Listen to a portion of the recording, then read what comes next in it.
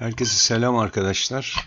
Umarım her şey yolundadır. Saat 14.53 ve tarih 31.10.2023 itibariyle kaydı alıyoruz. Kaydın konusu Raca Boğa geldiğinde ne olur? Onun üzerinde birazcık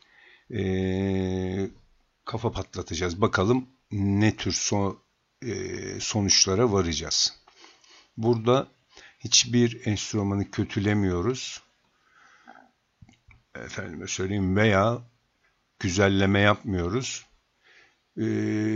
İnanın bana kötülenen enstrümanlara ben daha çok dikkatli bir şekilde bakıyorum. Çok güzelleme geldiği zaman da ben oraya acayip bir şekilde şüpheyle yaklaşıyorum arkadaşlar.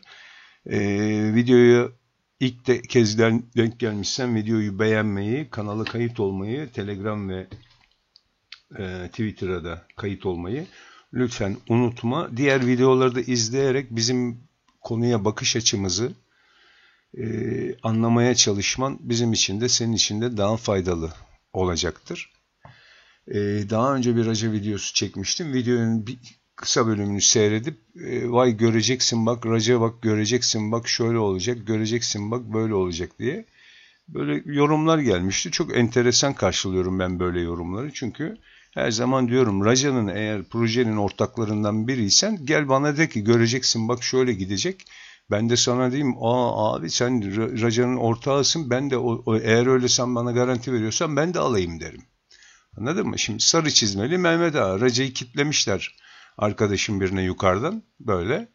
Kitlemişler buradan bir yerden. Raca buralara gelmiş, şuralara gelmiş. Ben demişim ki yani 0.00020'ye gelirse oradan ilk alımımızı gerçekleştiririz demişim kademeli alımı. Vay efendim oraya gelmez göreceksin bak oraya gelmeyecek. Sen hiçbir şeyden anlamıyorsun ediyorsun. Yine söylüyorum bak ben gelir ise dedim, gelir ise dedim, gelir ise diyorum. Buraya gelmesi fiyatın buraya gelmesinden sonra ben sana çıkıp da gördün mü bak demiyorum. Tamam mı? Diyemem zaten. Çünkü ben fiyatın oraya geleceğini bilmedim ki. Gelebilme ihtimalini gözettim ve o gelebilme ihtimaline karşılık bu iki kademeye alım koydum. Ve Raca bu üç kademeden en üstteki kademeye değdiği anda Raca'da alım satım yapmam dedim. Çünkü Raca artık benim için alıp kenara atma enstrümanı olarak gördüm.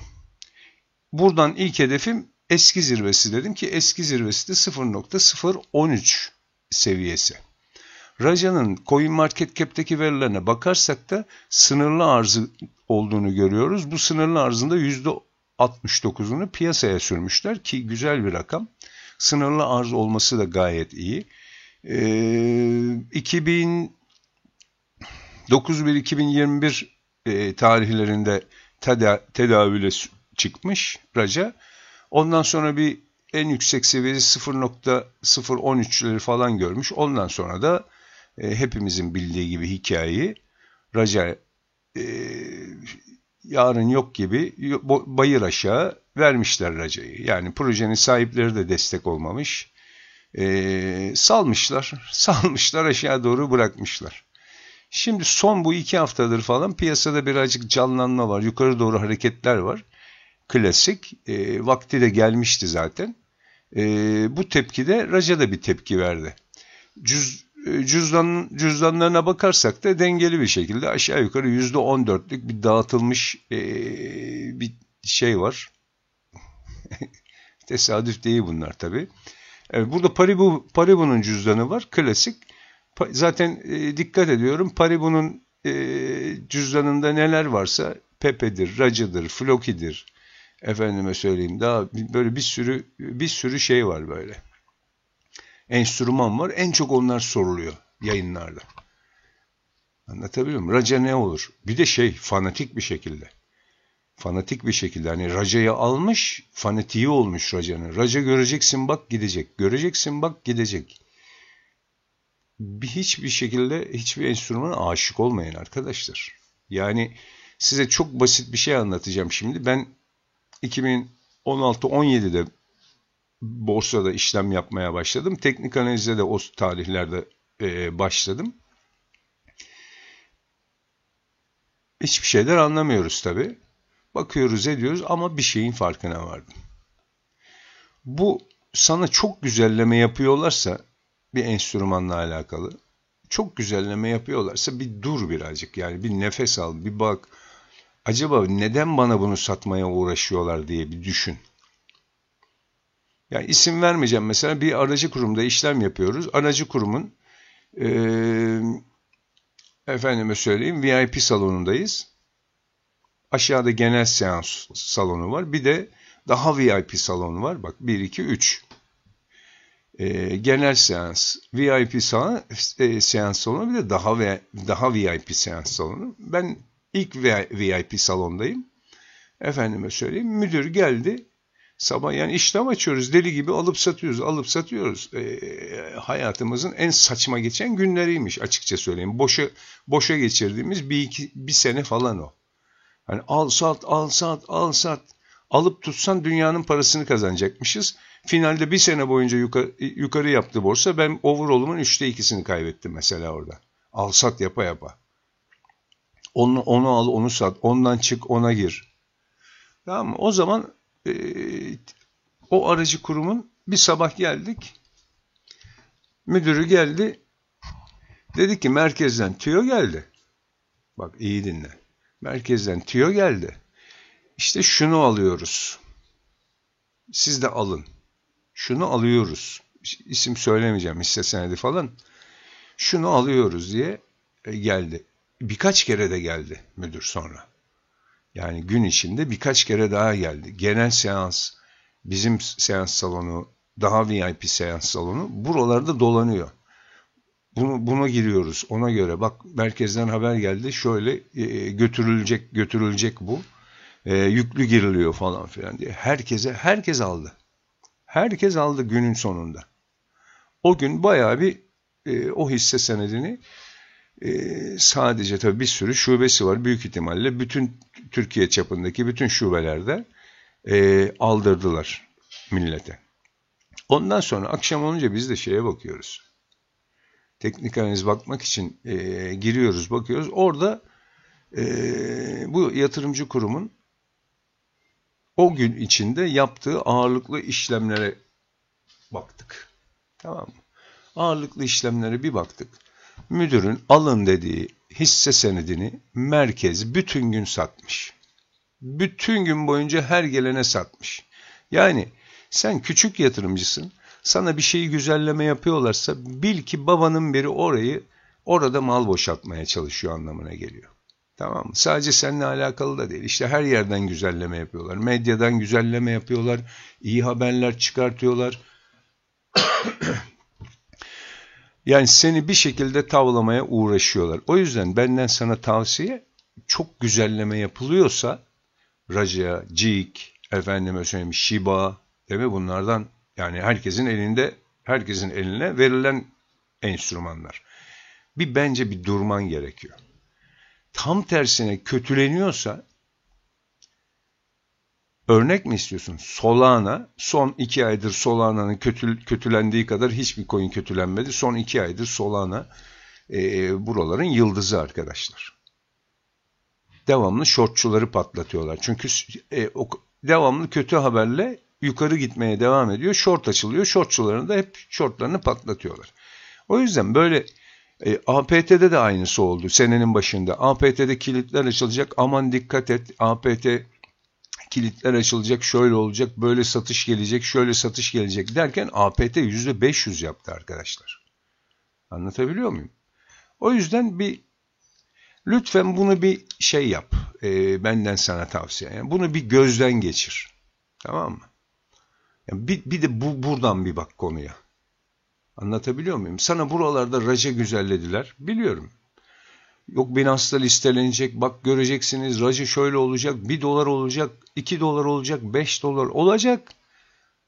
Herkese burada raca kitlediler.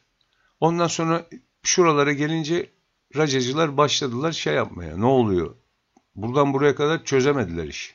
Daha hani bir ümit devam ediyor. Belki de küçük maliyetler yaptılar.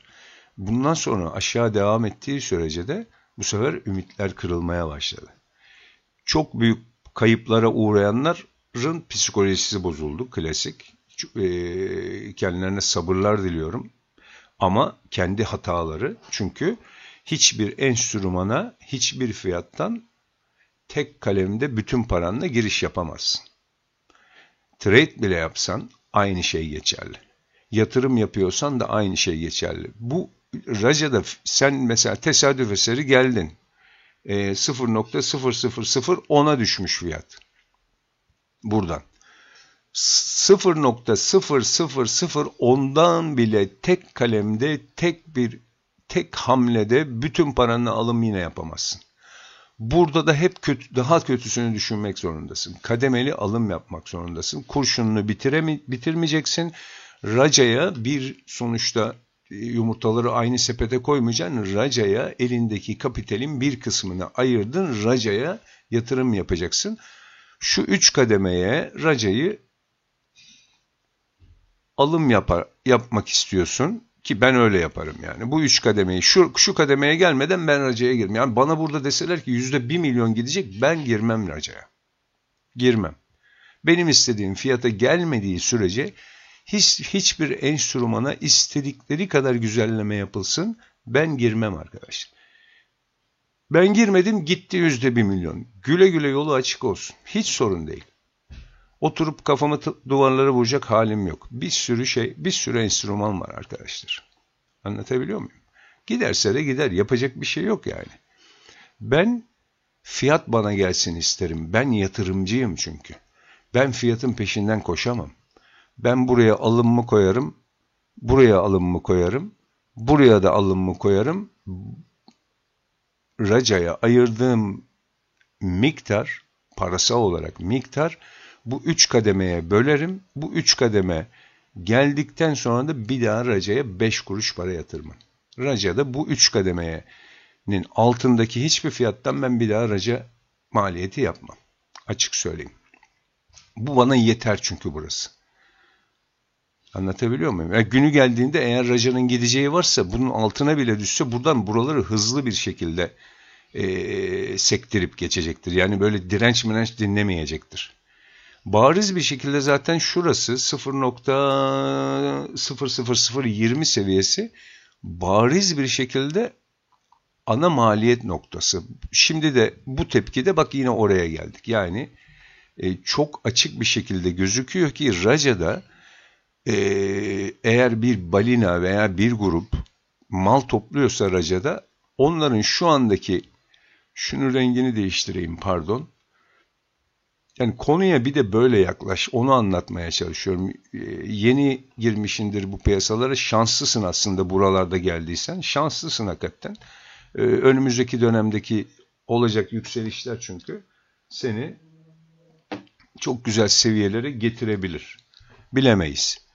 Ama Raca'da şu anda gördüğümüz bariz bir şekilde burada bir maliyet noktası oluşmuş. Tamam mı? İkinci maliyet bölgemizde aşağı yukarı şöyle bir şey. Şöyle bir şey. Yani Raca'da bundan sonra beklediğimiz belki yukarı doğru direk atar, bilemezsin. Ama sen zaten bu 2 kademeden mal aldın ve bekliyorsun zaten. Neyi bekliyorsun peki? Hani boğada Raca nereye gider? Değil mi? Boğada 1 dolar olur mu? Hiç kimse bilemez arkadaşlar. Yeterli malı toplamışlarsa buradaki operasyon yapacak arkadaşlar. Kripto piyasasının üstü de boş, altı da boş. Öyle diyeyim sana. Ya üstünün sınırı yok, altının da sınırı yok. Açık söyleyeyim. Ama sonuçta buradaki maliyetler önemli. Buradaki maliyetler önemli. Zaten o 2 seviyede gördüğün gibi bizim kademeli alım seviyelerimize denk geliyor. 3. maliyet seviyesi de burası. Buradan alacağın eğer buraya döner de gelirse bu piyasa, zaten önümüzdeki 6 ay, Ekim bitti. Ekim, Kasım, Aralık, Ocak, Şubat, Mart benim için çok önemli arkadaşlar. Bu piyasa için de önemli. Bu piyasanın artık buralarda maliyet oluşturup bir yerden sonra yukarı doğru güçlü bir hareket başlatmasını ben de bekliyorum. Hep beraber göreceğiz Allah ömür verirse. Bu videolarda tarihe not düşüyoruz. Taban formasyonlarımız var. Onları onları bir incelersin, bakarsın. Raca'da da eğer kırmızı çizdiğimiz çizginin seviyesine fiyat gelirse oradan da alım yaparsan zaten otomatikman senin ortalama maliyetin 0.0010'a ulaşıyor. Yani senin Raca'da eğer kırmızı çizgiye de gelirse maliyetin burası. Bu çizgi. Senin maliyetin. Burada bir grubun maliyeti 0.00020 seviyesi bariz bir şekilde gözüküyor. Buralarda belki vakit geçirir, belki tekrar buradan aşağı doğru gömerler, bilmiyorsun. Zaten onun tahminini yapmakla uğraşma, kafanı yorma. Sen bu 3 seviyeden malını alırsın, oturur beklersin. Neyi beklersin? Eski zirvesine ulaşmasını beklersin. Eski zirvesi neresi? 0.013. Ama ben açık söyleyeyim, eğer bu sarı çizgiden aldığım Raca buradan bir daha kırmızıya gelmeden sarıdan yukarı doğru harekete başlatırsa aşağı yukarı eski zirvesine ulaşmadan 0.0067 seviyelerinde güzel bir kar alırım arkadaşlar. Kendi adıma söylüyorum. Sen daha iyisini bilirsin. Güzel duyumlarım vardır. Yok bu 1 dolar olacak, yok 4 dolar olacak diye duyumlarım vardır. İstiyorsan beklersin, ben beklemem. Yolun yarısında bir karımı alırım, sonra bakarım. Geri kalanını da bırakırım, salarım, bakayım nereye kadar gidecek diye. Çünkü zaten bu seviyeye eğer burada edindiğim maliyetler bu seviyelere gelirse girdiğim miktarın %50'sinin karını aldığım zaman zaten geri kalan artık benim için Raca, yani bedavanın ötesinde bir şey arkadaşlar. Yani girdiğim maliyetin çok çok üzerinde kar almış oluyorum zaten. Dediğim gibi sen daha iyisini bilirsin. Raca'da yukarılardan alıp kurşununu bitirmişsen bu seviyelere gelmeden önce, buralarda kurşunun bitmişse Allah sana kolaylık versin, bekleyeceksin. Yani ben çünkü hisse senetlerinde olsun, bu piyasada olsun, tüccar kafasıyla işlem yapan biriyim. Trade yapmıyorsam, trading çünkü kuralları bambaşka arkadaşlar. Yani iyi bir trader olmak için çok uzun senelerini vermen gerekiyor. Öyle bugünden yarına bastım 20x, 10x, şu kadar P&L, öyle değil bu işler. Tamam mı? Değil kesinlikle. Çelik gibi irade isteyen, çelik gibi sinirler, sabır isteyen bir konu. Allah tüm traderları kolaylık versin. Dünyanın en zor işi arkadaşlar. Öyle oradan girdim, buradan sattım, buradan short'u açtım, buradan karımı aldım, öyle değil. Tamam mı? İnan değil. Tüccar kafasıyla bakarım konuya. Tüccar kafasıyla baktığım için diyelim ki ben Raca'ya ben de inandım diyelim, 0.0018 seviyesinden Raca aldım. Ya bu Binance'da listelenecekmiş, ben deneyim buradan bir miktar parayı buraya aktardım, Raca aldım diyelim 0.018'den. 0.00020'ye düştü. Değil mi? Başka da Raca alacak param yok. Yani Raca'ya ben ayırdığım tüm parayı, bak yine aynı şeyi söylüyorum. Raca'ya ayırdığım para. Cüzdandaki bütün parayla Raca almadım. Raca'ya ayırdığım bir para var. Böldüm, Raca'ya da bir miktar düşürdüm. Ama ona hislerime engel olamadım.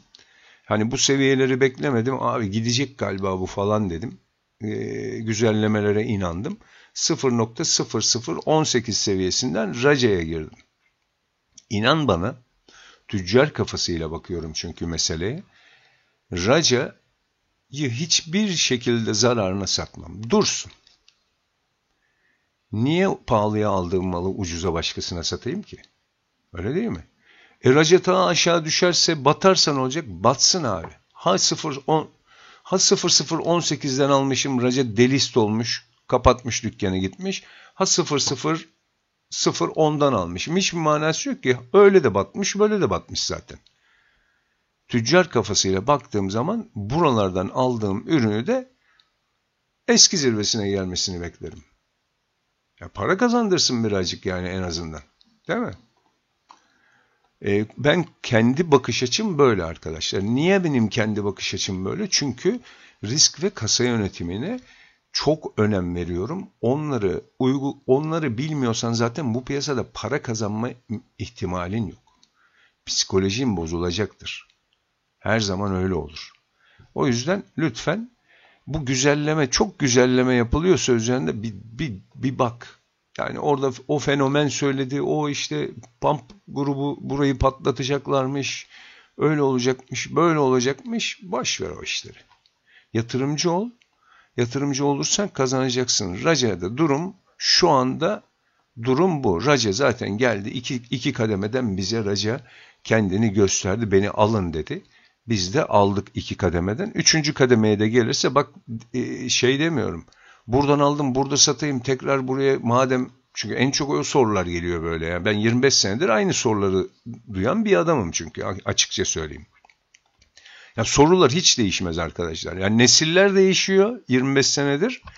Hani batanlar, gelenler böyle 3 senede, 4 senede bir yeni gruplar gelir, böyle yeni insanlar gelir piyasaya.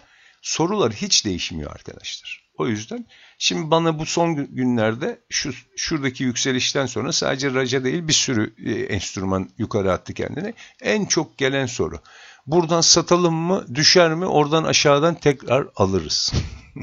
Tamam mı? Ben satmam. Herkes kendi bilir, her koyun kendi bacağından asılır. Evet, burada satmazsın, pişman olursun, kırmızı çizgiye kadar Raca gelir, belki gelir, pişman olursun, tüh oradan satsaydım keşke dersin, ama buradan Raca bir topuklar yukarı doğru, o zaman da buradan sattığının arkasından bakar ağlarsın. Bu seviyelere geldikten sonra ben eski zirvesini görmeden veya işte şu 0.0067'yi görmeden ben Raca'mı elimden çıkarmam. Ama ne diyorum? Benim uyguladığım stratejiye göre ben rahatım çünkü. Ben batsa bile sorun değil benim için Raca. Anlatabiliyor muyum? Ama bütün mal varlığımı Raca'ya bağlamışsam o zaman zaten yanarım yani. Yanarım, tırnaklarımı yemekten tırnağım kalmaz. Kimseyle oturup doğru düzgün muhabbet de edemem. Çünkü psikolojim allak bullak olmuştur. Buralara bütün hayatınızı sakın bağlamayın.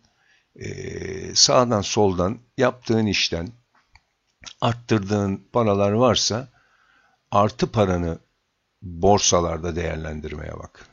Sakın evi sattım, arabayı sattım, giriyorum, şu öyle gidecekmiş, böyle gidecekmiş, duyum geldi, şuradan duyum geldi, buradan duyum geldi. Bu işlerden uzak dur, bütün paranı alırlar elinden.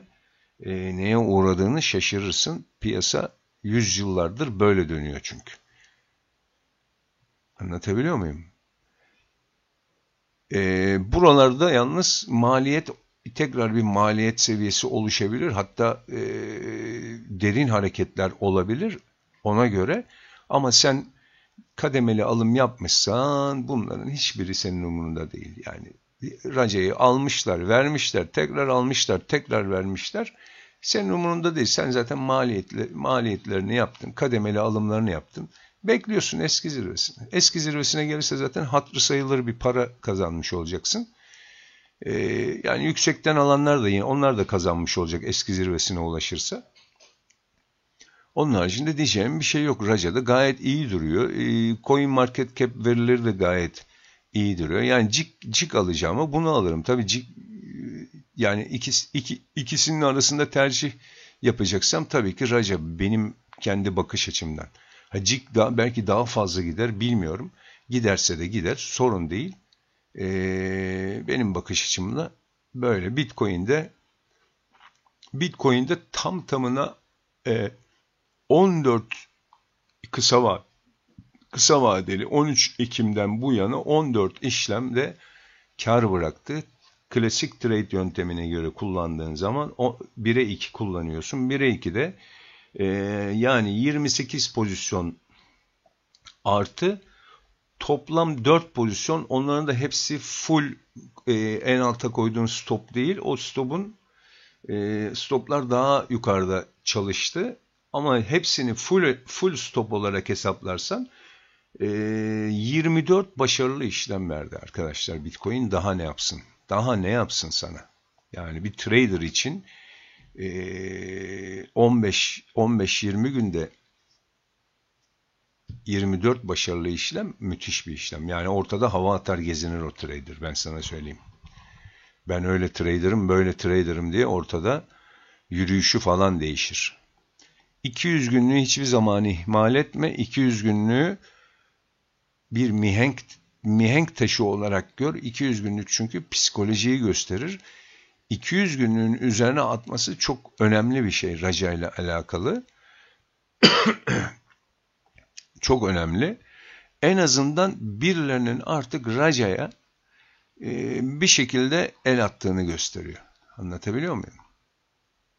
Bundan sonrasını dediğim gibi hiç kimse bilemez. Ben de teknik analize 25 senedir bakıyorum. 25 senedir teknik analize bakarak o oraya gider, bu buraya gider.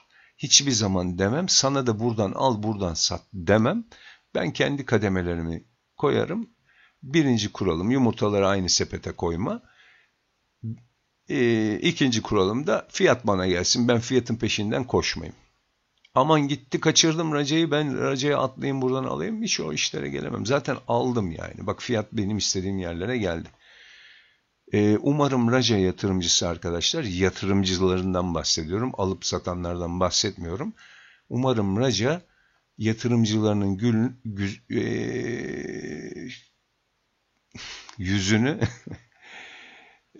had safhada güldürür arkadaşlar. Yani buraları falan da deler geçer, yukarılara doğru harekete devam eder.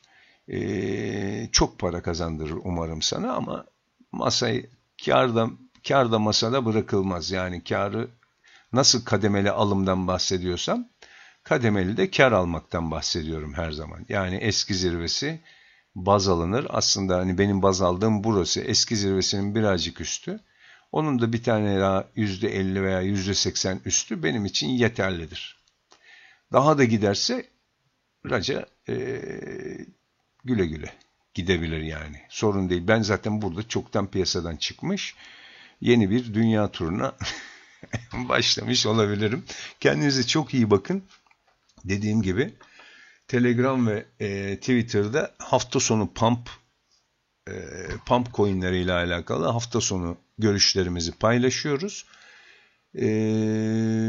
Onların da prensiplerini yalnız anlatıyoruz. Prensipleri uygulamadan hiçbir enstrümanda işlem açmayın arkadaşlar. O prensipler hepsinden önemli. Onları yazıp böyle post-itle veya bir tane panoya böyle büyük büyük yaz. Yapıştır duvara. Kurallar silsilesi ilk önce yapman gereken şeyler var. Onları uygulamadan buralarda ne trade ne de yatırım yapma, paranı kaybetme, para kolay kazanılmıyor. Umarım dediğim gibi hepimizin yüzü yakın bir zamanda güler. Kendinize iyi bakın. Sıhhatle kalın.